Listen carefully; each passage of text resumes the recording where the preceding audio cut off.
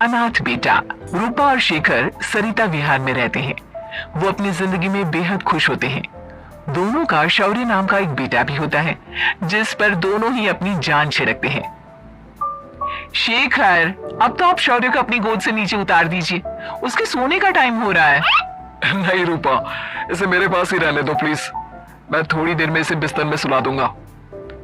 लेकिन कल सुबह आपकी ऑफिस में मीटिंग भी तो है ना, और इसके लिए आपको कल जल्दी भी तो निकलना होगा। जाइए, आप भी जाकर सो जाइए। क्या यार, अभी तो मेरी गोद में आया था मेरा बेटा और तुम उसे लेकर जा रही हो। बाद में कर लेना अपने बेटे से प्यार, अभी जाकर सो जाइए। रूपा शेखर से शौर्य को ले रही होती है कि तभी शौर्य रोने लगता है। शौर्य को रोता देखकर रूपा उसे फिर से शेखर को थमा देती है। आपका बेटा ना एक नंबर का नौटंकी है, बिल्कुल आप पर गया है वो। साफ बोलो ना, तुम्हें जलन होती है हम दोनों बाप बेटे का प्यार देखकर। पहले बड़ा तो होने दो तुम शौर्य को, फिर देखना वो सबसे ज्यादा मुझे ही प्यार करेगा। देखते हैं। ऐसे ही दिन बीतते चले जाते हैं और एक दिन कैंसर की बीमारी के चलते रूपा की मौत हो जाती है। अब शौर्य 3 साल का हो चुका होता है, जिसके कारण उसकी दादी शेखर पर दूसरी शादी का दबाव बनाने लगती है। शेखर, शौर्य अभी बहुत छोटा है और उसे इस समय एक माँ के प्यार की बहुत जरूरत है। माँ, मुझे दूसरी शादी नहीं करनी। क्या पता जो दूसरी औरत आएगी वो मेरे बेटे को एक माँ का प्यार दे या ना दे। तो रूपा की छोटी बहन वैशाली से ही शादी क्यों नहीं कर लेता? वो तो शौर्य को एक माँ का प्यार पूरा दे सकती है ना। मैंने कहा ना माँ, मुझे दूसरी शादी नहीं करनी, और अपनी ही पत्नी की बहन से तो हरगिज नहीं। ऊपर से अगर रूपा देख रही होगी तो वो क्या सोचेगी? अपने लिए ना सही, लेकिन तुझे शौर्य के लिए तो शादी करनी ही पड़ेगी ना बेटा।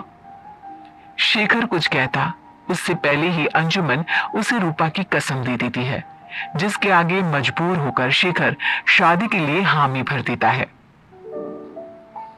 देखो वैशाली, मैंने तुमसे शादी सिर्फ अपने बच्चे के लिए की है। मैं चाहता हूं कि तुम उसे एक माँ का भरपूर प्यार दो। शौर्य, आपके साथ साथ मेरा भी कुछ लगता है। अगर आप मुझसे शादी नहीं भी करते तब भी मेरा प्यार शौर्य के लिए कभी कम या ज्यादा नहीं होता। शादी के कुछ दिनों बाद ही शेखर की माँ की भी मौत हो जाती है। वैशाली शौर्य को एक माँ से भी बढ़कर प्यार देती है।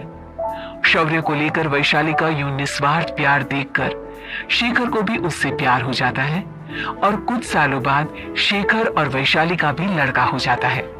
लेकिन इसके बाद वैशाली का शौर्य को लेकर बर्ताव बदलने लगता है। वैशाली, मैं देख रहा हूं तुम आजकल शौर्य का जरा भी ध्यान नहीं रख रही हो। मुझे पता नहीं था कि आदित्य के होने के बाद तुम इतना बदल जाओगी। आदित्य मेरा अपना सगा खून है और शौर्य दीदी का, फिर मैं दोनों में अंतर कैसे नहीं करूं? माँ भले ही दोनों की अलग अलग है, लेकिन पिता तो एक है ना। अगर मुझे पहले पता होता कि तुम इतनी जल्दी बदल जाओगी तो मैं कभी तुमसे शादी ही नहीं करता। हाँ, तो किसने कहा था आपसे मुझसे शादी करने के लिए? मैं थोड़ी ना आई थी आपके पास, आपकी माँ ही आई थी मेरे घर आपका रिश्ता लेकर। वैशाली, मुझे तुमसे ऐसी उम्मीद नहीं थी। गुस्से में शेखर अपना पैर पटकता हुआ शौर्य को वहां से लेकर चला जाता है। पापा, मम्मा मुझसे प्यार क्यों नहीं करती? क्या मैं उनका सगा बेटा नहीं हूँ इसलिए मुझसे प्यार नहीं करती? मम्मा नहीं करती तो क्या हुआ बेटा, पापा तो करते हैं ना आपसे प्यार। कुछ दिनों के बाद, आज तुझे खाना पीना कुछ नहीं मिलेगा, चल चुपचाप से अपने रूम में जाकर सो जा। माँ, अब भाई को खाना क्यों नहीं दे रही हो? बेटा तू आराम से खाना खा, इस नालायक की चिंता मत कर। एक दिन खाना नहीं खाएगा तो मर नहीं जाएगा ये। अगर भैया नहीं खाएंगे तो मैं भी नहीं खाऊंगा। तू अपने भाई का भक्त क्यों बन रहा है? ये तेरा सौतेला भाई है, सगा नहीं जो तू लक्ष्मण बन रहा है। माँ, आपको इतना भी नहीं मालूम? श्री राम और लक्ष्मण सगे भाई नहीं थे। श्री राम माता कौशल्या और लक्ष्मण माता सुमित्रा की कोख से जन्मे थे। दोनों की सिर्फ पिता एक थे, लेकिन माँ अलग थी। मुझे ज्यादा ज्ञान देने की जरूरत नहीं है। ये सतयुग और त्रेता युग नहीं है, समझे? हाँ यहाँ बड़ा भाई का चमचा। इतना कहकर वैशाली वहां से चली जाती है, जिसके कुछ टाइम बाद शेखर वहां आता है और आदित्य उसे सारी बात बताता है। मुझे माफ कर दो शौर्य, तुम्हारी माँ के जाने के बाद मुझे दूसरी शादी का फैसला करना ही नहीं चाहिए था। अगर मैं दूसरी शादी नहीं करता तो शायद आज तुम्हारी ये हालत ना होती। नहीं पापा, अगर आप शादी नहीं करते तो मुझे आदित्य जैसा छोटा भाई कभी नहीं मिलता। थैंक यू मुझे इतना अच्छा भाई देने के लिए। तुम दोनों हमेशा ऐसे ही साथ रहना, फिर कोई भी तुम दोनों का कुछ नहीं बिगाड़ पाएगा। चलो मैं तुम दोनों को आइसक्रीम खिला कर लाता हूँ, बहुत भूख लग रही है ना। शेखर शौर्य और आदित्य को आइसक्रीम दिलाने लेकर जाता है। वो दोनों को पार्क में खड़ा करके आइसक्रीम लेने जा ही रहा होता है, तभी तेज रफ्तार से आती हुई एक गाड़ी उसे कुचल देती है और उसी पल शेखर की मौत हो जाती है, जिसके बाद शौर्य की जिंदगी नर्क से भी बदतर हो जाती है। सुन रहे चिरकुट, इस घर के किसी भी सामान को मेरी मर्जी के बगैर हाथ मत लगाना। इन सब पर अब तेरा कोई हक नहीं है, समझा? ठीक है माँ, मैं आपकी इजाजत के बगैर किसी चीज को हाथ नहीं लगाऊंगा। चल जाकर अब पूरे घर की सफाई कर। महज 7 साल का शौर्य वैशाली के कहने पर अपने नन्हे नन्हे हाथों से पूरे घर की सफाई करने लगता है। ऐसे ही दिन बीतने लगते हैं, लेकिन मासी से मां बनी वैशाली को उस मासूम से बच्चे पर जरा भी तरस नहीं आता। क्यों शौर्य, ये घर में इतनी गंदगी कैसे हो रही है? ढंग से सफाई नहीं की है क्या तूने? माँ मैंने तो अच्छे से सफाई की थी, लेकिन आदित्य बार बार इधर उधर चलकर गंदा कर देता है। अच्छा, खुद से एक काम ढंग से नहीं होता और अपनी गलतियों का जिम्मेदार मेरे बेटे को ठहराता है। इतना कहकर वैशाली बांस का डंडा उठाकर शौर्य को जोर जोर से मारने लगती है।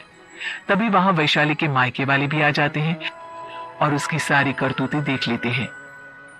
माँ मैं ऐसा क्या करूं जिससे आप मुझे भी आदित्य के जितना प्यार करोगी?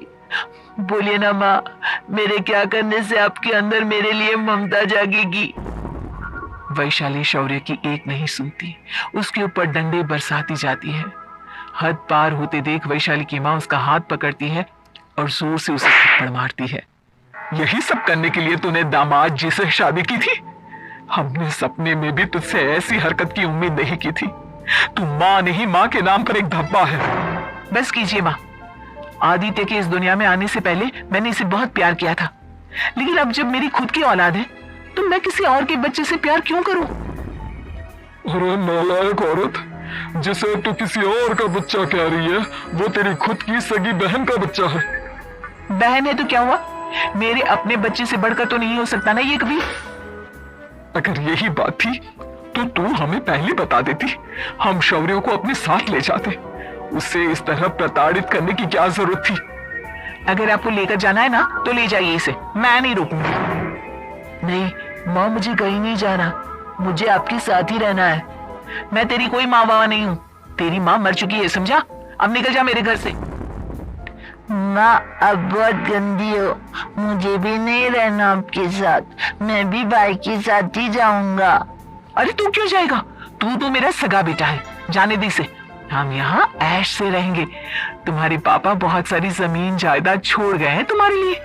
नहीं माँ, मुझे भाई के साथ जाना है। आप अच्छी नहीं हो, आप बहुत बुरी हो, आप भाई को बहुत परेशान करती हो। देख वैशाली, तुझसे ज्यादा समझ तो इस मासूम बच्चे में है। ये तेरे बुरे कर्मों का ही नतीजा है जो आज तेरी सगी औलाद खुद से तुझे ठुकरा रही है। आदित्य, तुझे इस शौर्य ने भड़काया है ना मेरे खिलाफ? नहीं माँ, मुझे किसी ने भड़काया नहीं, पर मैं सब देखता हूँ, सब समझता हूँ। भाई बहुत अच्छा है, वो आपकी जैसा नहीं है। चलिए नानी। इतना कहकर वैशाली के मायके वाले आदित्य और शौर्य को अपने साथ ले जाते हैं और इस तरह वैशाली बड़े से घर में अकेली पड़ जाती है। 2 बेटों के होते हुए भी आज उसे माँ कहकर बुलाने वाला कोई नहीं होता।